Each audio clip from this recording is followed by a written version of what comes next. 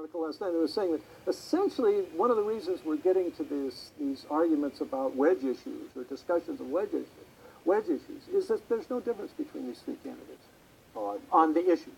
I disagree with that. I mean, right now, I think Ron Paul is the candidate that stands alone in his foreign policy of non-intervention.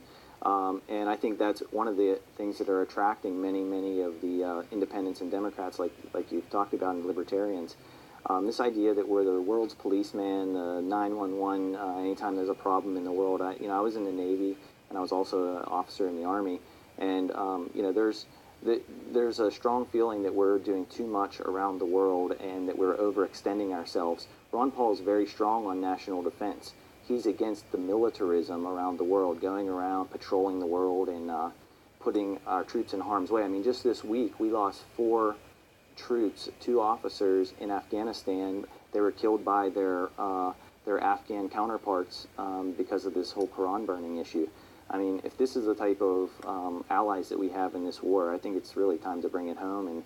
And not only that, these are undeclared wars, and we, as an officer in the military or an enlisted man, you have to take an oath to the Constitution and uphold and defend the Constitution. And I think maybe we should start looking at more. If we're going to go to war, we need to at least ask the Congress if they're okay with the war and an up or down vote.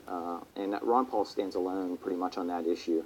So I think there's a clear distinction between Ron Paul and the other candidates on his foreign policy and his monetary policy. He didn't vote for any bailouts or any TARP funds. Yeah, but I listened during one of the debates when he came out with it, talking about non-intervention.